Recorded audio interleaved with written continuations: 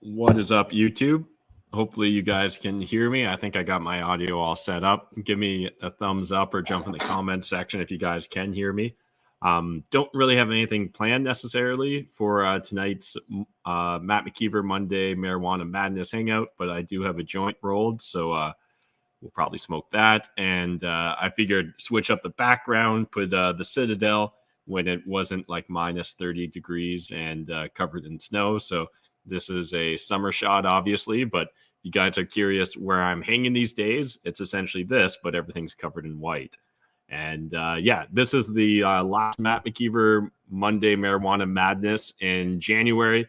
So a reminder, essentially, what we're going to start doing come February is there's an address in the video description down below. If you guys choose to send me a postcard, a handwritten letter, anything that week, then I'll go live on Monday night. I'll open it up. If you guys ask any questions, I'll answer it, and we can hang out, and will essentially be like a normal Monday night Marijuana Madness. And if I get no mail that week, then I'll just kind of skip it that week, and we'll see how this plays out.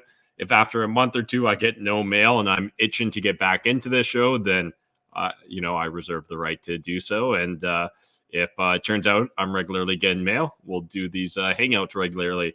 And as always, this can be kind of a choose your own adventure. Ask me anything, jump in that comment section, all that good stuff. I figured maybe we'd hang out on, maybe check out Twitter with you guys and share a couple cool other social media content creators and stuff like that I'm currently enjoying, and we'll go from there. But first, I'll light this up.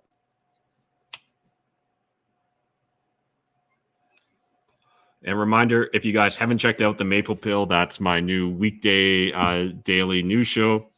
We're Monday to Friday, 7 p.m. Eastern Standard Time. I take you through the 5 pills and cover a bunch of different news stories, primarily focused on Canada, freedom, COVID, all that jazz. As I've been saying, I feel like things are starting to, the winds are shifting, the tides are turning.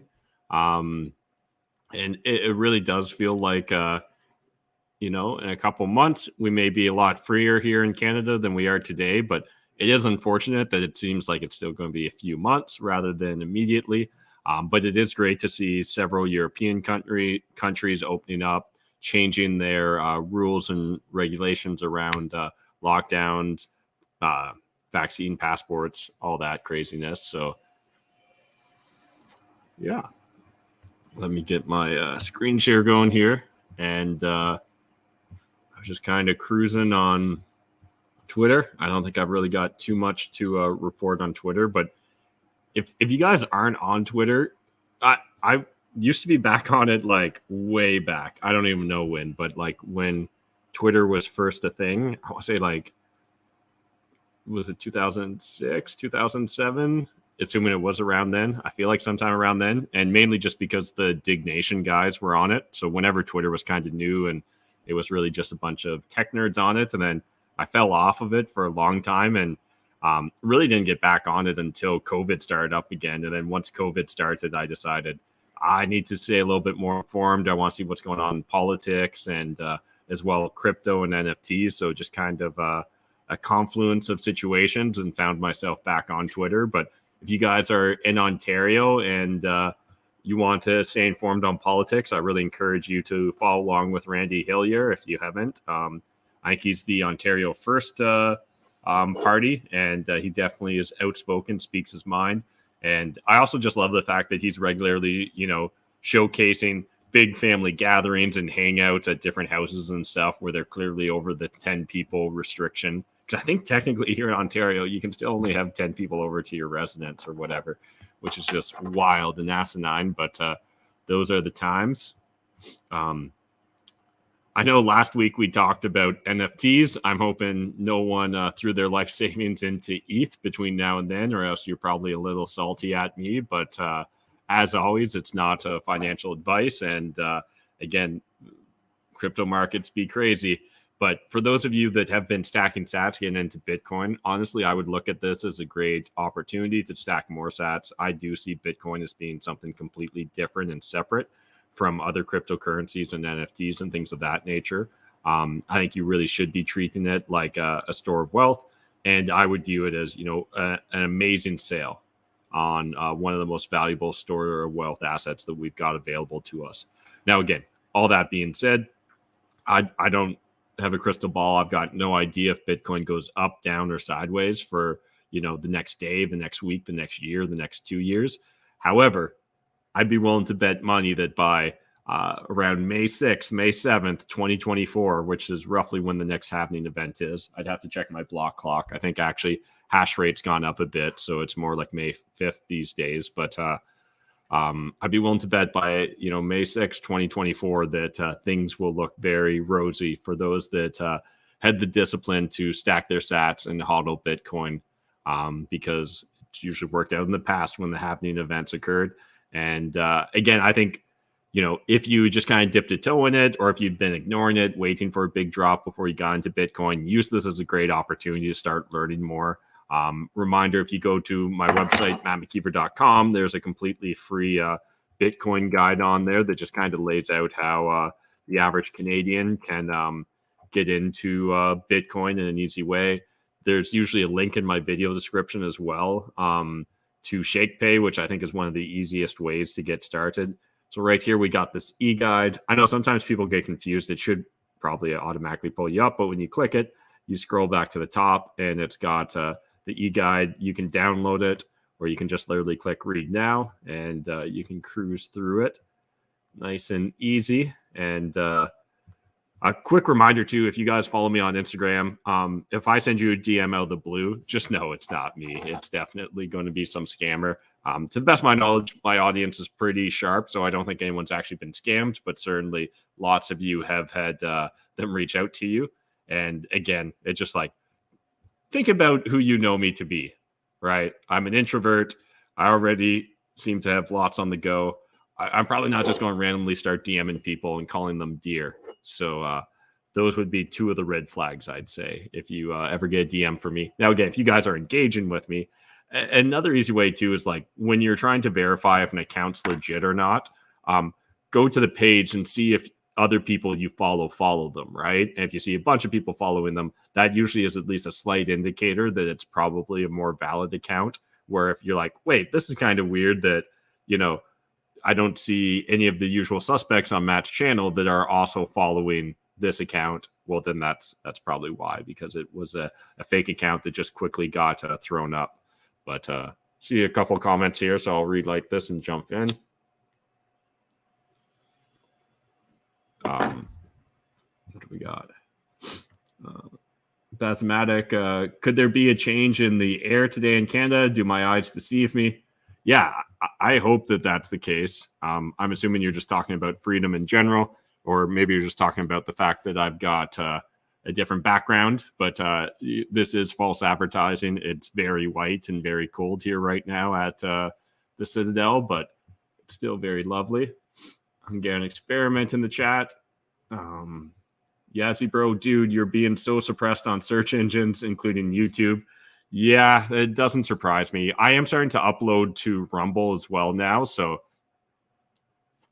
those of you that want to follow on Rumble, feel free to.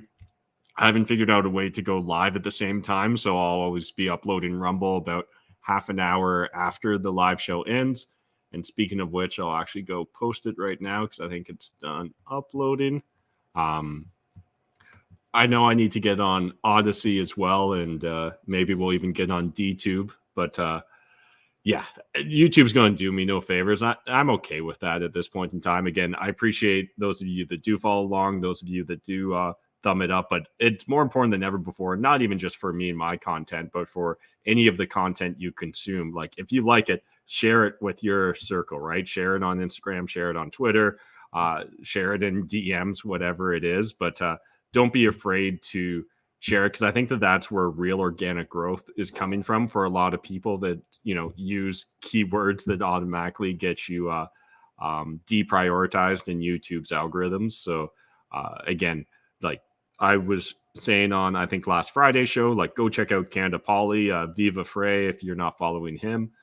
There's lots of great Canadians that are producing content. And again, it's just a matter of stumbling upon them. I think, is it What's Her Face? She's also Canadian. And like Keenan Baxter, who's a reporter, the Post Millennial, Rebel News. We actually have a little bit more coverage than I think Post Millennial is Canadian. We do have a little bit more coverage than we realize, but it's never going to get served up to you on a platter, right? Like, the greatest irony is that the CBC should be like one of these things that like has a YouTube incubator that goes and like showcases a bunch of young creatives in Canada. And of course, that's the last thing they would ever actually do. Instead, they probably just do expensive sitcoms and probably, do they do reality TV show now? I wouldn't be surprised. But I don't know. I haven't had a like subscription to like cable or satellite in literally over a decade. Same with like a home phone. Both of those just feel like antiquated technologies and mediums. Steven saying, hey Matt, what positive and or negative have you found living at the Citadel that you didn't expect? Yeah, like I think I expected most things, if I'm being honest. I think I'm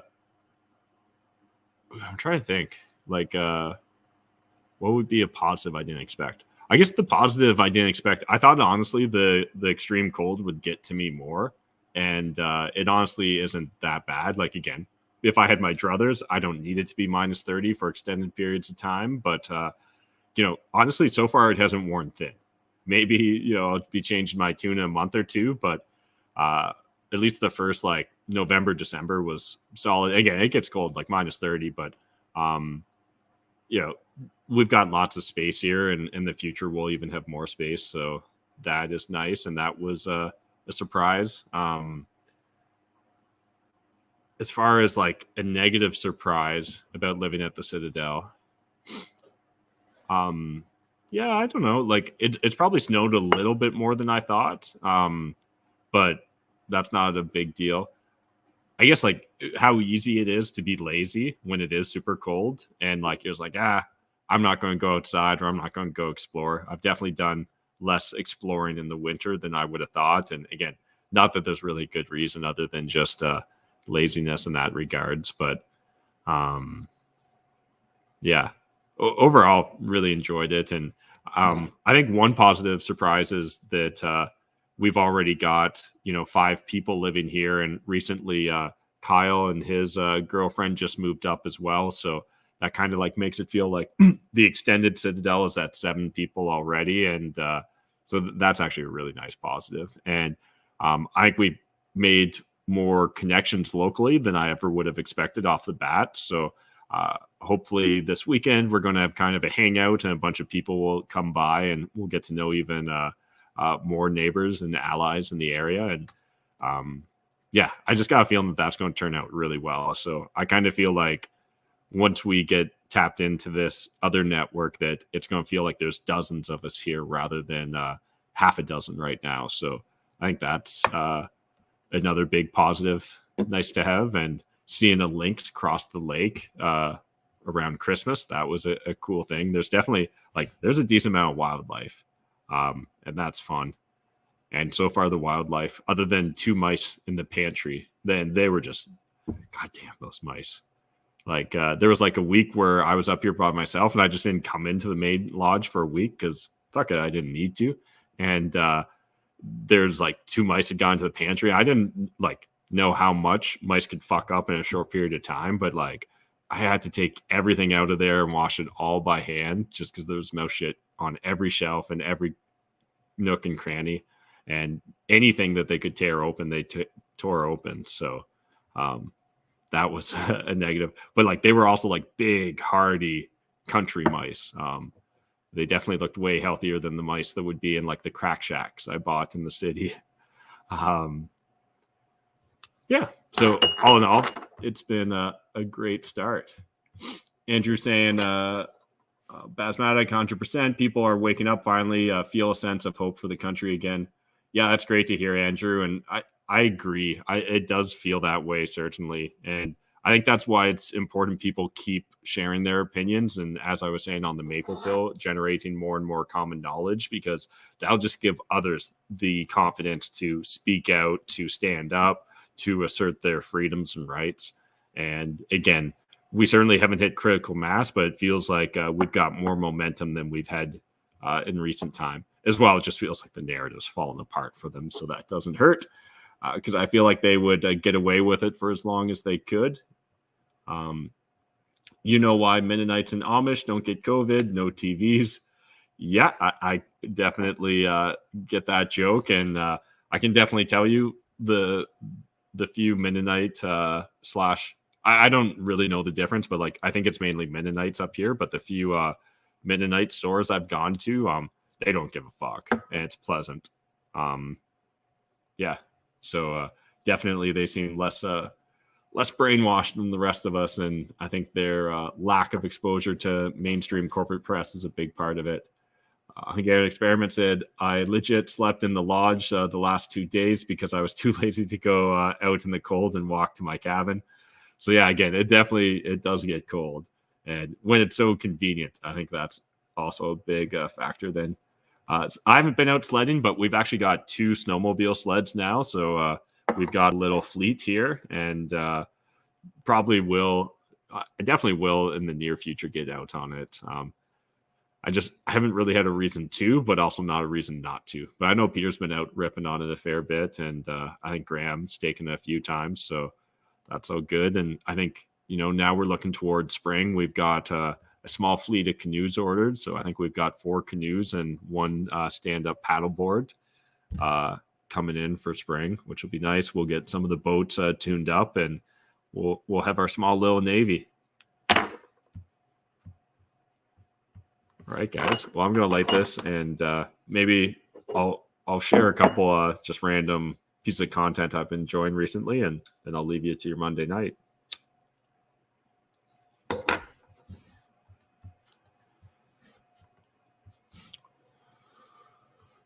I imagine a lot of you guys already watch Spotify, but there was just a great episode that just felt like a change of pace of the Joe Rogan show, where essentially it's him and who else was it? Him, Ari Shaffir, Mark Norman, and Shane Gillis. And like, there's just kind of something wholesome about seeing Joe completely unwind and have a good time now, simply because, while he seems to be able to roll with the punches really well, like all of a sudden he's been thrust into a situation, and essentially I feel like a lot of us that are freedom oriented expect a lot from him now, simply because there are so few large scale champions of individual autonomy and freedom. And just kind of nice to see him unwind while jumping between interviewing some of the smartest people in the world and getting the inside scoop on WTF is going on in the world. I'm trying to think, what else have I recently really enjoyed? Because I've been cranking out a lot of podcasts and stuff.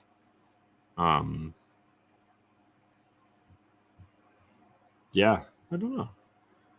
I should have came prepared for this, but I've been really enjoying watching Timcast, and became a financial supporter of their content, so I get to see behind the paywall. Honestly, so I was saying earlier that I've haven't paid for like cable or satellite in a decade. I think soon I'm going to start paying the equivalent of probably what the like average cable viewer pays a month, but just to random content creators. So I now pay for Timcast. I pay for Blaze TV, and what else? Oh, and Blacklocks is one of the sources I regularly share with you guys. And so I think Timcast is like a minimum 10 or 15 bucks a month. Blaze is pretty cheap. The first year is like under $100 American. Blacklocks, I think, is like $350 a year.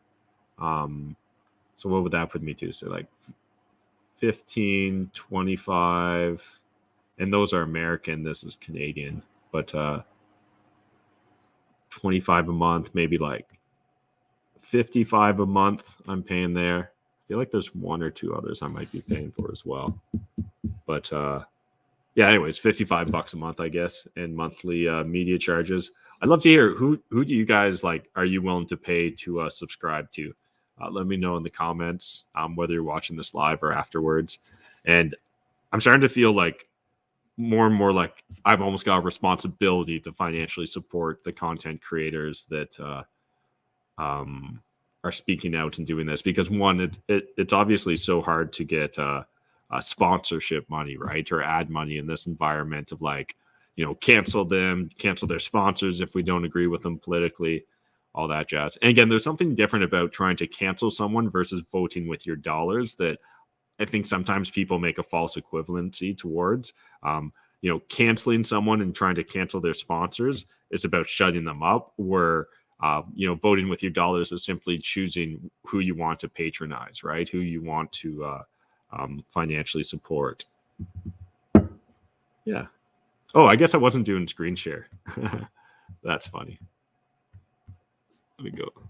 Here I was talking as if you guys could see what I was talking about. So this was that's the Spotify episode I'd recommend if you just want to kind of see Joe hanging out. Timcast, I think, is worth chipping in for financial support. I think Blades TV is worth it. Blacklock's Reporter is worth it. And yeah, let me know who you guys think is worth financially supporting. Penguin walks into a bar, walks up to the bartender and says, "I was supposed to meet my brother here. Have you seen him?" Bartender says, "What's he look like?" All right. Well, appreciate the joke there, Yazzie.